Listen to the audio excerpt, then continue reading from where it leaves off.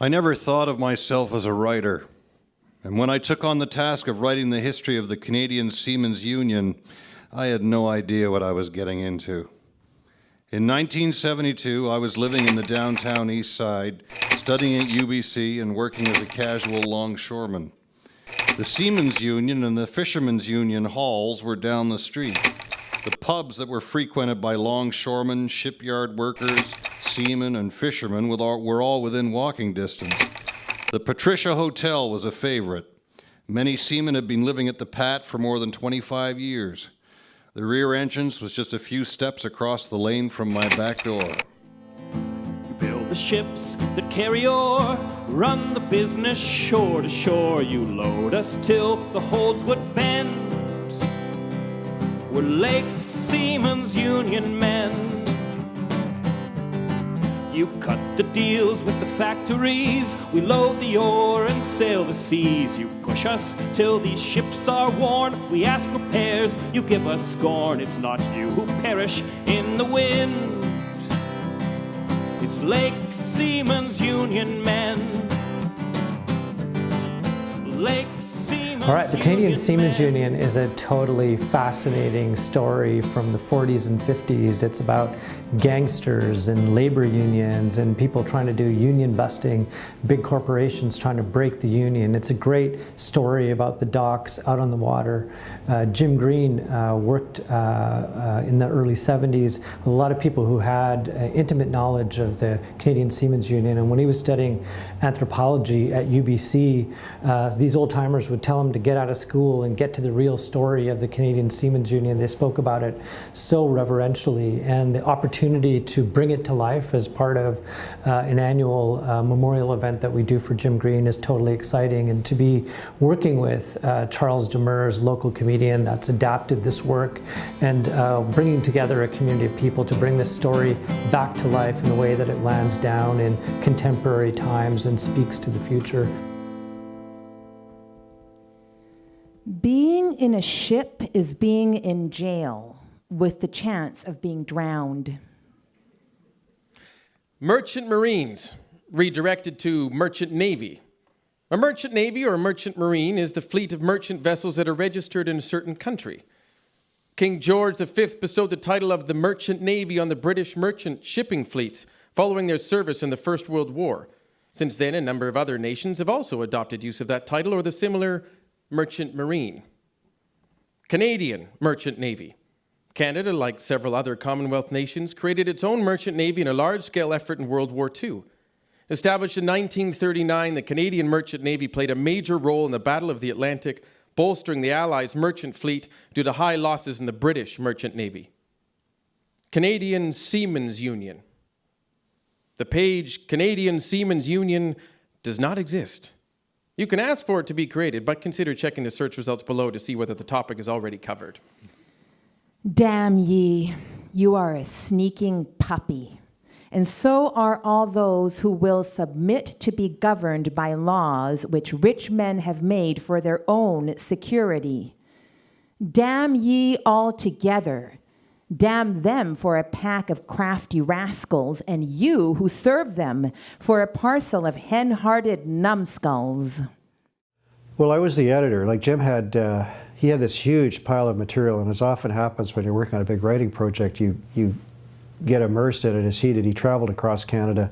He went literally from coast to coast, went all the way out to the Maritimes and interviewed people, brought it all back. And then the question was how to assemble it into a story that didn't last as long as War and Peace. You know, he brought me 2 boxes of manuscript material that were transcripts and so on that were like cardboard boxes.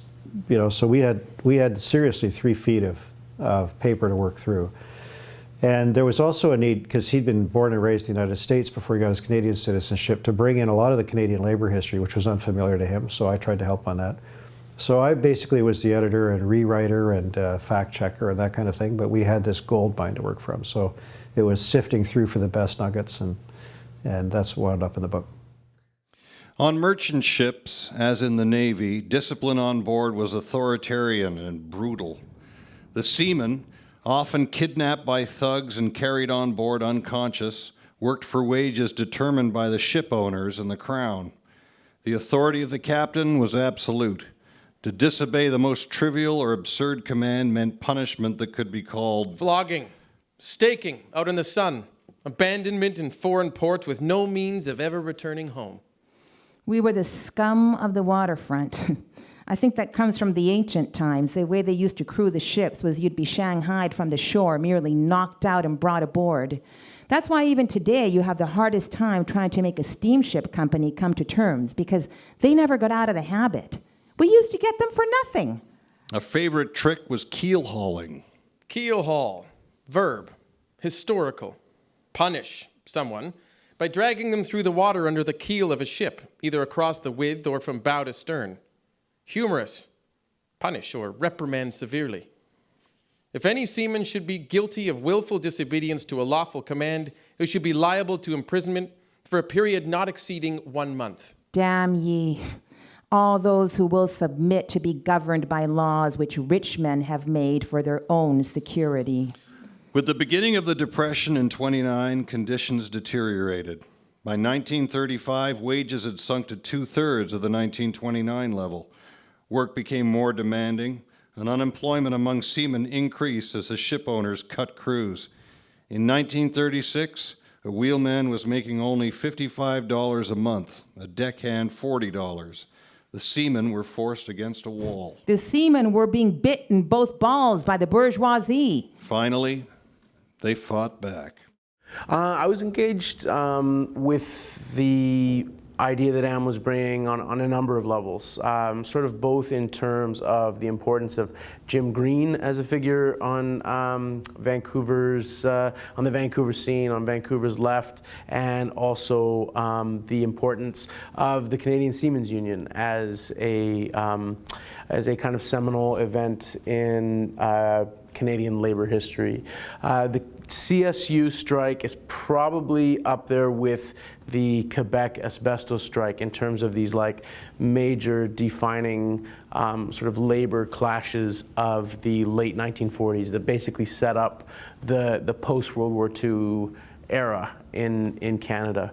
The asbestos strike, because of the way it was bound up in sort of Quebec's history, I think is much more kind of the success story, I guess, of that era, and the CSU is sort of the tragic story, the way in which red baiting and McCarthyism were essentially used to kind of defang the most radical elements of the Canadian labor movement as we moved into the labor piece of the post-war era, which actually ended up being a fairly short labor peace.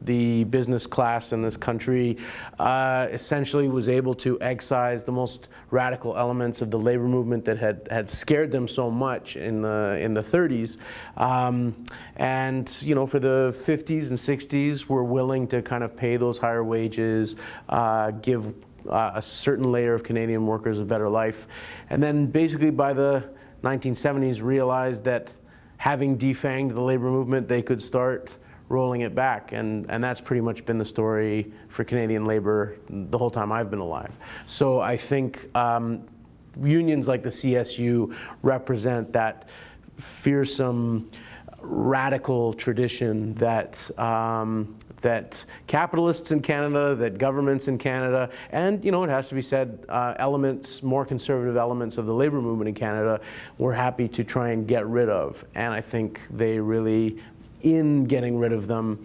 left the organized workers movement in the country in a much more vulnerable place. Well, one of the things that I have been doing for a long time is collecting what I call the artifacts of the labor movement.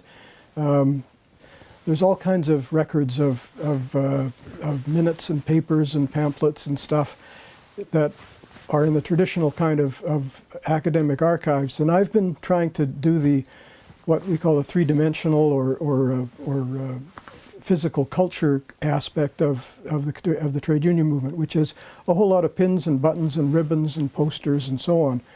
And so I've got a collection that goes across the trade union movement in Canada. And in particular, I've picked up quite a number of artifacts that have to do with the Seamans unions on the west coast in BC. So this, for example, is a display of the various trade unions that Canadian seamen in British Columbia have been involved in going back 120 years now, from the earliest Seamans Union, which were American-based in some cases, to unions in the 30s, the links with the radical movements in San Francisco, the officers in the merchant service, the masters and mates and so on, had their own union. There was then, in the 30s, initially on the West Coast, an American union called the Inland Boatmen's Union that organized West Coast sailors, and they eventually came together with the Canadian Seamans Union itself. Canadian Seamans Union operated in Canada on the West Coast from 1944 to 1949, when the Great Strike took place and essentially destroyed the union. But then the sailors on the West Coast kept on and formed the West Coast Seamans Union. People like Tommy McGrath were really central in that.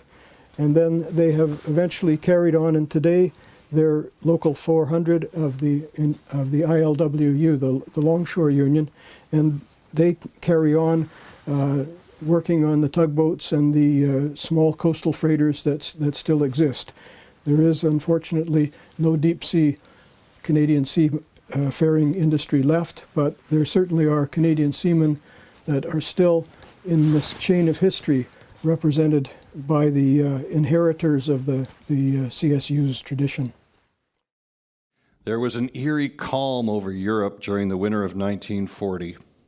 In Canada, the Mackenzie King government still harbored hopes of limiting its involvement in the European conflict, but made use of its wartime powers to step up its attacks on its enemies at home.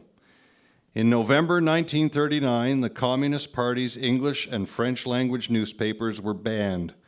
By early 1940, a wave of arrests had hit more than 60 Canadians, communists and non-communists alike, who were charged with violations of the War Measures Act. Dear Sir, it has been brought to my attention that you are once again endeavoring to mind everyone's business but your own. In other words, you are trying to stir up industrial trouble among the workers.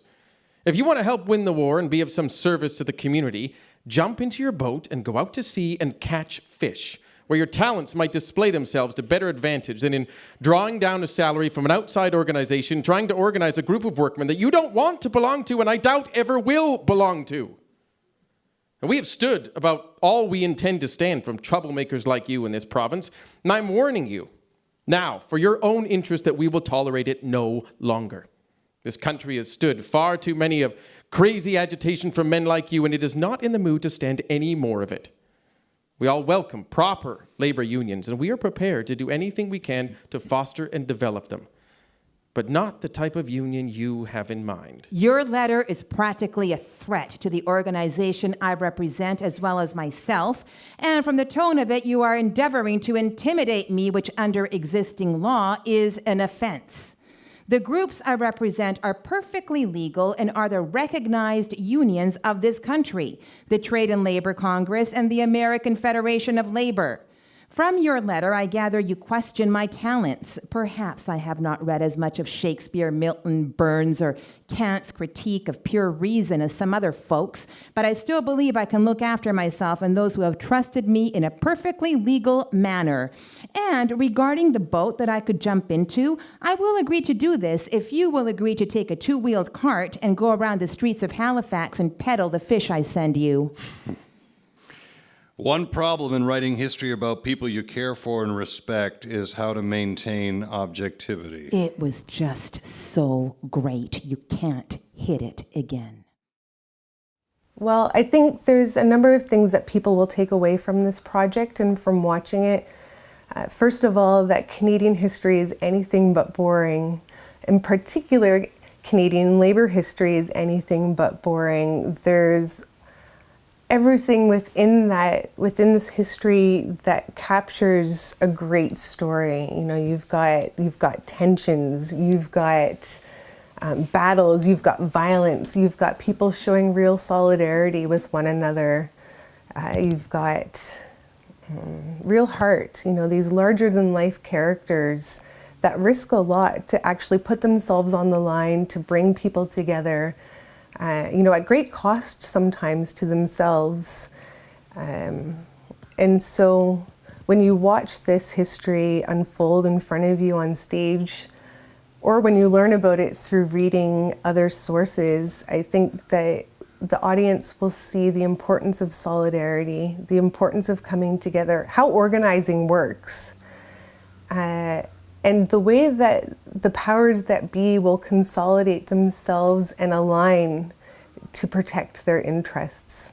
The takeaway that I would really hope for would be that there's nothing about the CSU that is a museum piece story. Like, to me, the worst thing that could happen would be for people to watch and think, isn't it neat that these salty old guys used to talk like this and used to do this kind of work, and the bad old days were kind of awful, but they were also kind of neat and sepia-toned and exotic.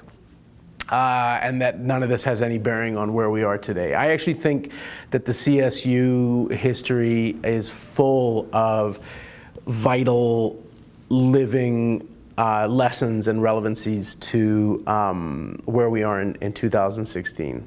To me, one of the most kind of salient things about the CSU is that those of us on the left end of the spectrum, those of us on the workers' side of economic sort of class warfare, for lack of a better term, we're often viewed as the forces of anti-internationalism, at least in the sense of globalization as a kind of way of organizing trade along international as opposed to more parochial or provincial lines. The seamen in the CSU were in a globalized economy before anybody else. These were workers who had, you know, fluid, and I mean fluid in the sense, you know, both metaphorically and literally. I mean, they were on the water, but they were in moving workplaces. They were bound up with the liquidity of capital, the liquidity of goods and exchange. They lived in an economic world that was not bound by national borders. In some ways, they lived globalization decades before it became normal for everybody else.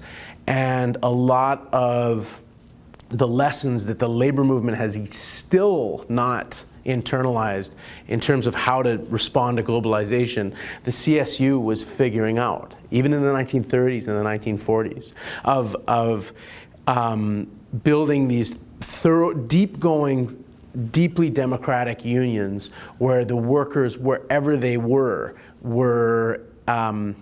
the ones primarily in charge of enforcing contracts, of enforcing labor rights, where it didn't matter if the capitalists set up shop someplace else, the union followed, the workers followed.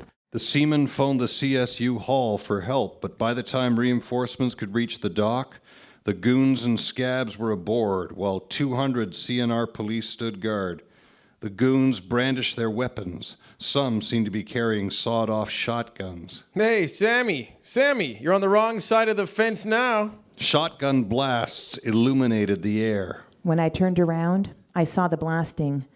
He's on the bow, but I don't see the gun because I'm trying to get on the way and turn the hoses on. Then boom, kabloom, got Sammy in the guts. Another shot hits Scotty Cranston's son and puts his eye out. When the firing ceased, 8 seamen were lying in puddles of their own blood. Some of the men that were standing there died out in the dark. And nothing will deter the Seafarers International Union from their avowed determination to return the Canadian Merchant Marine to the Canadian seamen and out of the clutches of the Kremlin. Inevitably, the 1949 strike became a global struggle. The CSU newsletter was forced to resort to point form to compress the global struggle into its columns. 7 seamen shot in Halifax. Gunboats used against strikers in Cuba. Seamen sit in for 54 days in British Guiana. Armed police seize seamen in Holland.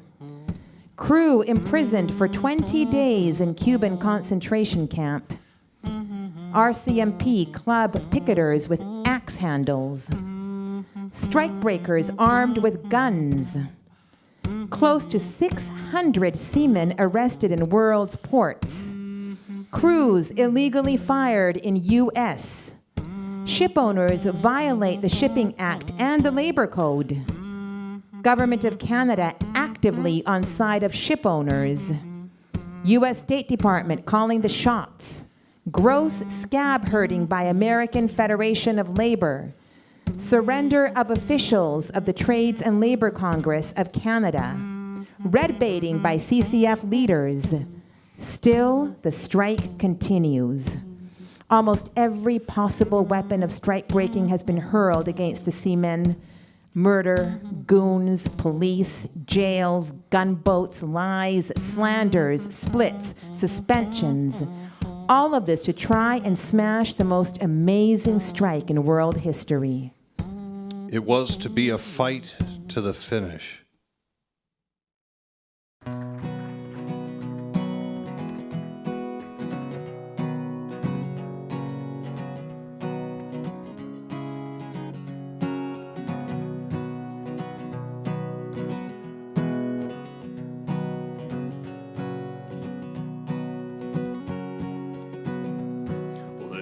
Was a union maid.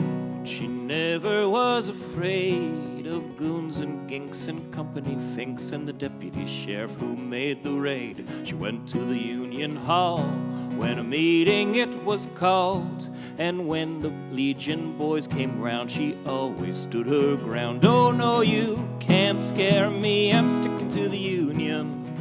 I'm sticking to the union. I'm sticking to the union. Oh no, you can't scare me, I'm sticking to the union. I'm sticking to the union till the day I die. This union maid was wise to the tricks of company spies. She couldn't be fooled by a company school. She'd always organize the guys. She always got her way. When she struck for better pay, she'd show her card to the National Guard, and this is what she'd say. Oh no, you can't scare me, I'm sticking to the union. I'm sticking to the union. I'm sticking to the union. Oh no, you can't scare me, I'm sticking to the union. I'm sticking to the union till the day I die. You gals who wanna be free, just take a tip from me. Get a man who's a union man and join the ladies' auxiliary. Married life ain't hard when you've got a union card. A union man is a happy life when he's got a union wife. Oh no, you can't scare me, I'm sticking to the union. I'm sticking to the union. I'm sticking to the union. Oh no, you can't scare me, I'm sticking to the union. I'm sticking to the union till the day I die. Oh no, you can't scare me, I'm sticking to the union. I'm sticking to the union. I'm sticking to the union. Oh no, you can't scare me, I'm sticking to the union. I'm sticking to the union till the day I die.